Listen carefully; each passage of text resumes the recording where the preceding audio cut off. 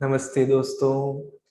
मेरा नाम ब्रह्मचारी विनीत है और हम परमहंस योगानंदा के साथ वार्तालाप पुस्तक पे ये जो वेबिनार्स हैं वो कर रहे हैं।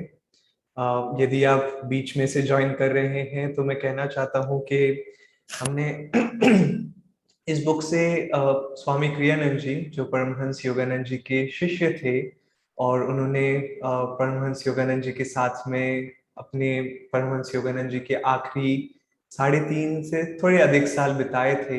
और उस समय योगानंद जी ने स्वामी क्रियानंद जी को कहा था कि मैं जो शब्द कह रहा हूँ उन्हें लिखो। तो स्वामी जी ने कई शब्द, कई वार्तालाप जो परमहंस योगानंद जी थे अन्य शिष्यों के साथ में, उनके शब्दों को लिखा और तब ये पुस्तक बनी कई सालों के बाद में, परमहंस योगानंदा के साथ वार्तालाप।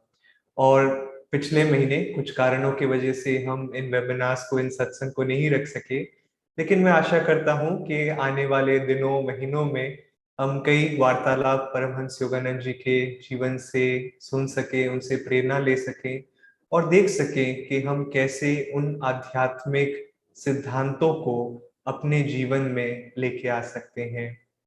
लेकिन कोई भी अच्छे कार्य से पहले, जैसे हम जानते हैं, प्रार्थना करना बहुत ही शुभ है और महत्वपूर्ण है। तो आइए हम एक प्रार्थना के साथ इस सत्संग को प्रारंभ करते हैं। हे दिव्य माँ, परम पिता परमेश्वर, मित्र प्रियतम ईश्वर, आत्मबोध के महान गुरुजन बाबा जी कृष्ण, जीसस क्राइस्ट, लहरी महाशय, स्वामी श्री युक्तेश्वर जी, परमहंस योगानंद जी और सभी धर्मों के साधु संत, हम आप सभी को विनम्रता पूर्वक प्रणाम करते हैं और हम आपको आमंत्रित करते हैं हमारे सत्संग में, हमारे जीवन में आध्यात्मिक मार्ग पर चलने की प्रेरणा बनाए रखे, हमें प्रेरित करें भीतर से, ताकि हम इन सिद्धांतों पे चल सके और इन सिद्धांतों से दूसरों को भी प्रेरित कर सकें। ओम शांति शांति शांति। हाँ, जैसे कि आप देख सकते हैं मुझे हल्की सी खांसी है और गले में खराश है, लेकिन मैं आशा करता हूँ कि इस सत्संग के दौरान ये ज्यादा बड़ा डिस्टरबेंस नहीं रहेगा। तो दोस्तों, हमने पिछले कुछ महीनों में पहले करीबन 50 या 50 से अधिक वार्तालाप कवर किए थे परमहंस योगानंद जी के। और मैं जो पैटर्न फॉलो कर रहा हूँ वो है कि मैं, जरूरी नहीं है कि सारे वार्तालाप कवर करने वाला हूँ, लेकिन जो जो इम्पोर्टेंट है मैं उन्हें पिक करना चाहता हूँ, चुनना चाहता हूँ और उनके बारे में शेयर करना चाहता हूँ। लेकिन यदि आप इन वार्तालापों को पढ़ना चाहते हैं तो आप ये पुस्तक खरीद सकते हैं, परमहंस योगानंदा के साथ वार्तालाप, जिसका मैं आशा करता हूँ कि लिंक इस वीडियो के नीचे कहीं पे आपको मिल जाएगा। तो मैं अब वहां से शुरू करने वाला हूँ जहां से हमने पिछली बार छोड़ा था, जो है वार्तालाप संख्या 53, 53। और इस वार्तालाप को पढ़ने से पहले दोस्तों, कई बार हमें लगता है कि जब हम कोई गलती करते हैं, जब हम और जीवन में कई बार परिस्थितियां आती है जहां पे हम कंट्रोल नहीं कर पाते हैं, हमारे रिएक्शन पे क्रोध आ जाता है या हमारा व्यवहार शायद उचित ना हो। तो काफी बार हमें लगता है कि अरे, मेरे गुरु या ईश्वर मेरे से कितने नाराज होंगे। अगर वो शरीर में होते और मेरे पास होते तो अभी मुझे उनसे फटकार मिली होती या डांट पड़ी होती। और कई बार इन कारणों की वजह से हम अपने हृदय को छोटा कर लेते हैं। और कई बार इस कारण से हम जानते हैं कि हमने कोई गलती की है, लेकिन उन गलतियों को हम छुपाने की कोशिश करते हैं। ईश्वर से छुपाए ना छुपाए, क्योंकि जैसे स्वामी क्रियानंद जी कहते थे कि ईश्वर ने खुद ने तुम्हारे द्वारा वो गलती की थी, लेकिन हम अपने आप से इन गलतियों को छिपाने लग जाते हैं। और हमेशा या कई बार हमारे दिमाग में ये रहता है कि अरे नहीं, गुरु कितने कठोर, या कितनी डांट पड़ती मुझे अगर गुरु होते या मेरे टीचर होते। लेकिन हमें याद रखना चाहिए दोस्तों कि गुरु और सच्चे सद्गुरु जो होते हैं वो हमें आध्यात्मिक मार्ग पे सहायता देने के लिए आए हैं। और जैसे स्वामी क्रियानंद जी कहते थे कि वो क्यों तुम्हें डांटेंगे या क्यों तुमसे नाराज होगे। ईश्वर खुद ने तुम्हें इस मोह और माया के जाल में डाला है। तो ईश्वर बड़े दयालु हैं, बल्कि उन्हें पूरी तरह से सिंपैथी है तुम्हारे जीवन में देख के कि तुम इतनी कठिनाइयों से गुजर रहे हो, और वो तुम्हें मदद करना चाहते हैं, लेकिन तुम अपना मुंह मत फेर लो। तो खैर, इसके साथ में मैं ये वार्तालाप पढ़ना चाहूंगा कि कई बार कैसे शिष्य सोचते हैं कि गुरु कठोर हो सकते हैं, लेकिन हकीकत में वे बस सिर्फ उस परिस्थिति के लिए उचित हैं। तो ये कहानी सुनते हैं स्वामी क्रियानंद जी के शब्दों में। कभी कभी जब मैं लोगों से सुनता हूँ कि गुरुजी एक कठोर अनुशासक है, तो मैं मुस्कुराहट के साथ अधोलिखित घटना को स्मरण करता हूँ। वे कठोर नहीं थे, वे केवल उचित थे, जो बिल्कुल ही अलग बात है। वे प्रत्येक व्यक्ति के प्रति दयालु प्रवृत्ति के थे। उनका एकमात्र ध्येय सहायता करना था। इसके अलावा जब तक कोई व्यक्ति स्वयं मार्गदर्शन के लिए नहीं कहता था, वे उसे सुधारते नहीं थे। अन्यथा वे बड़े से बड़े सुस्पष्ट दोषों को भी अनदेखा कर देते थे। ये कहानी आगे भी बढ़ रही है, लेकिन मैं इधर एक बार रुकना चाहूंगा कि स्वामी क्रियानंद जी ने ये शब्द कहे थे कि जब तक कोई व्यक्ति स्वयं मार्गदर्शन के लिए नहीं कहता था, वे उसे सुधारते नहीं थे, और चाहे कितनी भी बड़ी गलती क्यों न हो जाए। और स्वामी क्रियानंद जी एक कहानी, शायद मैंने ये पहले कहानी शेयर भी की होगी, लेकिन एक बार मैं ज्यादा डिटेल में नहीं जाना चाहूंगा, लेकिन संक्षिप्त में एक बार परिस्थिति ऐसे आ गई कि स्वामी जी ने कुछ किया था और परमहंस योगानंद जी को उन्हें डांटना पड़ा थोड़ी सख्ती के साथ में। और स्वामी क्रियानंद जी बड़े ही शांति से जो उनके गुरु उन्हें कह रहे थे वो सुन रहे थे, लेकिन जब स्वामी क्रियानंद जी ने परमहंस योगानंद जी की आंखों में देखा, तो उन्हें दिखा कि उनकी आंखों में कुछ हद तक अफसोस था कि उन्हें इतनी कठोरता से स्वामी क्रियानंद जी से व्यवहार करना पड़ रहा है। लेकिन क्योंकि परमहंस योगानंद जी स्वामी क्रियानंद जी के गुरु थे और उनका कर्तव्य था उन्हें सही करना और उन्हें मार्गदर्शन दिखाना, तो इसीलिए उन्हें उस तरीके से उचित व्यवहार से, ताकि वो समझ सके, स्वामी क्रियानंद जी समझ सके कि उन्होंने कोई गलती की थी। और फिर कुछ समय बाद में स्वामी क्रियानंद जी ने कहा कि गुरुजी, आप मुझे जितना चाहे उतना डांटे, मैं आपकी डांट से घबराता नहीं हूँ। अगर आपको लगे कि मैं कहीं गलत जा रहा हूँ, तो आप प्लीज मुझे डांटिए, कृपा करके मुझे डांटिए।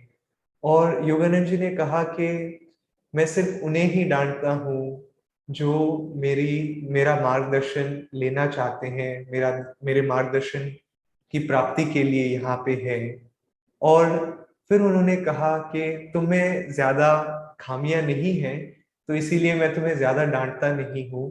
लेकिन फिर भी उन्होंने ये कहा कि मैं सिर्फ उन्हें ही डांटता हूँ जो मुझे मेरा मार्गदर्शन लेना चाहते हैं। तो हमें ये दोस्तों याद रखना चाहिए। और स्वामी क्रियानंद जी कहते थे कि मुझे तो बल्कि खुशी थी कि अब मैं जीवन में इधर भटका उधर भटका, लेकिन अब जाके मुझे मौका मिला है कि कोई मेरी गलतियों को हकीकत में देख सकता है। ना कि, क्योंकि दोस्तों कई बार लोग जब डांटते हैं तो वो इसीलिए नहीं डांटते हैं कि वो सामने वालों को कैसे सुधार सके, वो इसीलिए डांटते हैं कि उन्हें सामने वाले में, दूसरे व्यक्ति में कुछ खामी लग रही है, चाहे वो हकीकत में खामी हो या ना हो, चाहे वो गलत स्वभाव हो या ना हो। वो बस उन्हें सही करना चाहते हैं, वो बस उन्हें सिर्फ डांटना चाहते हैं। और कितनी बार दोस्तों हमने खुद ने अपने जीवन में देखा है कि हमारे अच्छे से अच्छे इरादे लोगों को गलत लगते हैं और लोग हमें डांट सकते हैं, लेकिन एक गुरु ही वो है, सच्चे गुरु वो है जो हमारे इरादों के पीछे, हमारे स्वभाव के पीछे सूक्ष्म रूप पे देख सकते हैं कि कहाँ हकीकत में सही हमें मार्गदर्शन देने की जरूरत है और कहाँ हमें मार्गदर्शन की शायद जरूरत नहीं है और बस उनका उदाहरण ही काफी है। स्वामी क्रियानंद जी खुद अपने जीवन में उन्होंने कई साल, कभी कभार लोग शायद उनके मार्गदर्शन के लिए उत्सुक थे, लेकिन स्वामी क्रियानंद जी उन्हें सुधारते नहीं थे या उन्हें कुछ भी नहीं कहते थे, क्योंकि उन्हें लगता था कि अभी यदि वे उन्हें एडवाइस दे तो उन्हें लगता था कि शायद उनका उनको मदद की जगह उन्हें निराशा मिले, और उन व्यक्तियों को जिन्हें वो सुधारे। क्यों? क्योंकि दोस्तों काफी बार अगर हम किसी को एडवाइस दें या हमें भी अगर एडवाइस मिले और हम उस एडवाइस के लिए तैयार नहीं है, उस सलाह के लिए हम तैयार नहीं है, तो बजाय ये कि वो सलाह हमें मदद करेगी, हम अपने मतलब अपना एक बड़ा सा पत्थर खड़ा कर देते हैं अपनी चेतना के सामने। हम बोलते हैं नहीं, मुझे एडवाइस की जरूरत नहीं है। तो अपने जीवन में भी देखिए कि यदि आप किसी को एडवाइस देना चाहते हैं, प्राय रूप पे मेरी ये एडवाइस रहती है कि एडवाइस मत दीजिए। अगर कोई सामने वाला एडवाइस मांग भी रहा है तो एक मित्र के रूप में उनकी बात सुनिए और उन्हें मदद कीजिए समझाने की, उनकी दृष्टिकोण से। ना कि आप बोले कि मैं अगर तुम्हारी जगह होता तो ये करता, तुमने ये बेवकूफी की। नहीं, पूरी दया से, पूरी करुणा से उनकी स्थिति को सुनिए, उनकी जो परिस्थिति है उसको सुनिए और उनकी मदद करने की कोशिश कीजिए, एक मित्र की तरह, ना कि एक व्यक्ति की तरह जिसे सब कुछ पता है और अब मैं तुम्हें बताना चाहता हूँ या बताने वाला हूँ। आगे जाते हैं इस वार्तालाप में या इस कहानी में। स्वामी क्रियानंद जी लिखते हैं कि एक दिन परमहंस योगानंद जी सन्यासियों के भोजन कक्ष में आए। दोपहर के भोजन के बर्तन कभी अभी तक साफ नहीं किए गए थे और इसके अतिरिक्त मेज भी बिल्कुल अव्यवस्थित थी। अपने बचाव में मैं ये कहना चाहूंगा कि तहखाने में स्थित बिना खिड़कियों वाला ये भोजन कक्ष व्यवस्था पर गर्व के लिए उत्प्रेरक नहीं था। छत के केंद्र से एक तार के किनारे पर एक बल्ब लटकता लटकता था और प्रकाश प्रदान करने वाला एकमात्र साधन था। वहां खुशनुमा वातावरण बनाने के प्रयत्न में किसी ने दीवारों को लगभग चुभने वाले गहरे पीले रंग में रंग दिया था। आप सोचिए कि परमहंस योगानंद जी इस दृश्य में एंटर हो रहे हैं तो स्वामी क्रियानंद जी लिखते हैं, यदि गुरुजी कठोर अनुशासक होते, जैसा कि कुछ अल्पज्ञ लोगों ने कभी कभी उन्हें समझा, तो निश्चय ही वे इस स्थिति को पाकर इस अव्यवस्था के लिए हमें अच्छी फटकार देते। पर उन्होंने अपने आसपास एक दया भरी दृष्टि डालकर कहा, स्थिति इससे भी खराब हो सकती थी। उन्होंने ये नहीं कहा कि अरे कितनी खराब स्थिति है, तुम लोग क्या कर रहे हो। स्थिति इससे भी शायद खराब हो सकती थी, जो है सो है। और दोस्तों कई बार जीवन में ये होता है कि जब गुरु अपने शरीर को त्याग देते हैं तो उनके शिष्य उन्हें कठोर रूप में दिखाते हैं, चाहे गुरु खुद कठोर न होते। इधर हम डाइनिंग टेबल की बात कर रहे हैं और जब वो भोजन गृह में आए थे उस समय की बात कर रहे हैं। परमहंस योगानंद जी ने जब अपना शरीर त्याग दिया था उसके बाद में उन्हीं की संस्था में सेल्फ रियलाइजेशन फेलोशिप जो अमेरिका में है, उधर सन्यासियों का जो किचन था, उधर जो सन्यासिन थी, शिष्या थी योगानंद जी की, जो वहां पे रहती थी। एक बार एक सीनियर शिष्या थी और एक जूनियर शिष्या थी जो नई नई आई थी परमहंस योगानंद जी के शरीर के त्यागने के बाद में। और उसने जो किचन है उसमें बर्तनों का जो अरेंजमेंट है वो बदल दिया, उन्होंने गरम मसालों की जगह बदल दी। और ये जो सीनियर शिष्या थी उन्होंने बड़ी ही कठोरता से कहा कि यदि योगानंद जी शरीर में होते, यदि गुरुजी शरीर में होते तो वो ऐसा व्यवहार कभी बर्दाश्त न करते कि तुमने बर्तनों को, गरम मसालों को इधर उधर रख दिया, ये किस प्रकार का व्यवहार है।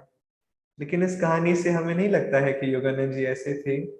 तो कई बार दोस्तों जो शिष्य होते हैं, हम क्यों उस सीनियर शिष्य के बारे में गलत सोचे, लेकिन कई बार हम भी गुरु को, शायद गुरु कठोर ना हो लेकिन हम अपने दृष्टिकोण से उन्हें कठोर बना देते हैं।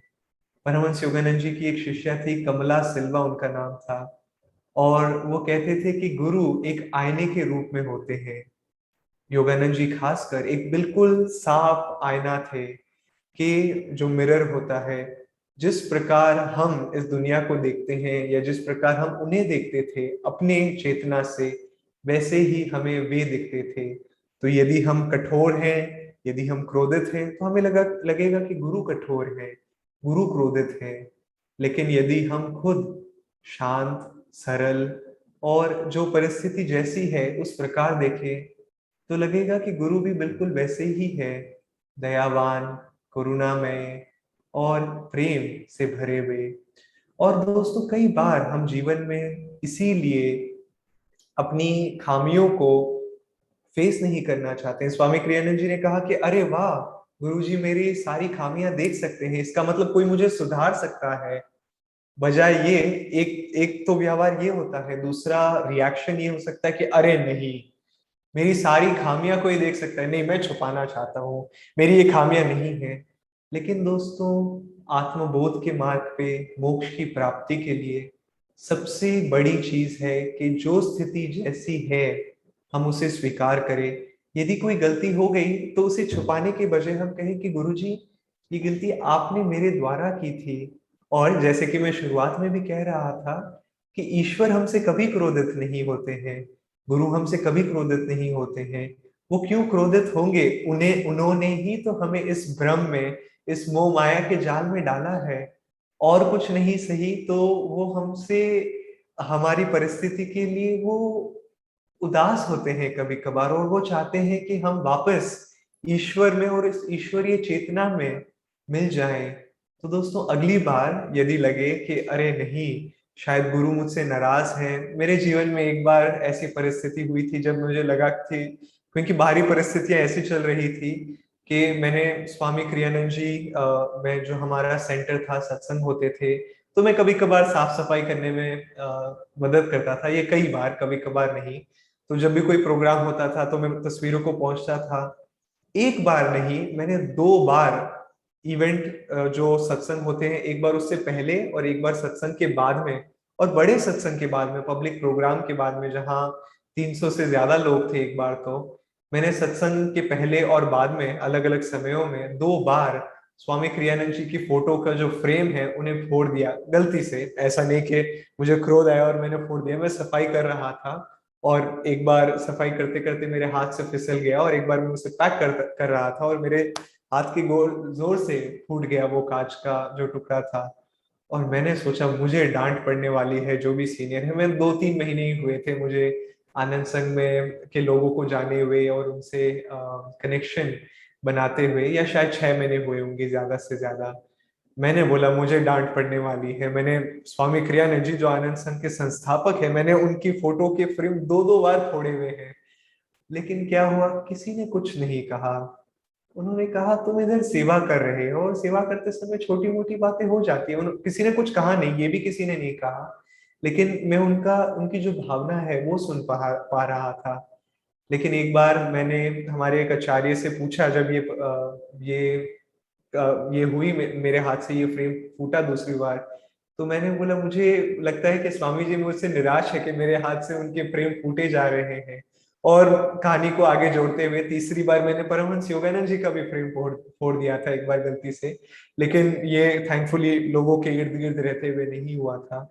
तो मुझे लगा कि गुरु और स्वामी क्रियानंद जी और ईश्वर मेरे से बहुत नाराज है कि मेरे हाथ से इतने खराब खराब कार्य करा रहे हैं, या मेरे से इतनी खराब खराब बातें हो रही है। लेकिन फिर मैंने जाना कि नहीं, मैं तो अच्छा कार्य कर रहा था, मैं तो सेवा कर रहा था। और उस बीच में जब आध्यात्मिक मार्ग पे चलते हैं, आध्यात्मिक मार्ग पे अलग अलग चीजें करते हैं, छोटी मोटी गलतियां हो जाती है। लेकिन इन गलतियों का कोई बड़ा वो नहीं है कि गुरु नाराज होने वाले हैं, निराश होने वाले हैं। वो बल्कि खुश हैं कि मैं एक अच्छा कार्य कर रहा हूँ, और अच्छे कार्य के करते समय छोटी मोटी गलतियां तो होती रहती है। और जैसे परमहंस योगानंद जी ने कहा, स्थिति इससे भी खराब हो सकती थी। बड़ा ही हास्य से उन्होंने ये कहा, और मुझे बड़ी हंसी आती है, या मैं भी मुस्कुरा देता हूँ, जैसे स्वामी क्रियानंद जी कह रहे थे कि अगली बार जब आप कोई गलती करो, और मैं ये आप सबसे कह रहा हूँ, और गलतियां हम सबसे होती है, कि जब अगली बार कोई भी गलती करो और लगे कि अरे नहीं, शायद गुरु मुझसे निराश होंगे, आज मैं मुझसे ये गलत कार्य हो गया, या आज मैं क्रोधित हो गया, या आज मैं ध्यान नहीं कर सका। हाँ, मैं नहीं कर सका, या हाँ मैं क्रोधित हो गया, लेकिन मैं वापस अपने ट्रैक पे आने वाला हूँ। और जैसे गुरुजी कहते हैं या योगानंद जी ने कहा था, स्थिति इससे भी खराब हो सकती थी और अब मैं उसे सुधारने में लगने वाला हूँ और मैं उनका मार्गदर्शन देने वाला हूँ। तो दोस्तों, इस शब्दों के साथ में मैं आपसे विदा लेता हूँ और फिर हम कल सुबह वापस मिलेंगे परमहंस योगानंदा के एक और वार्तालाप के साथ में। ओम शांति शांति शांति।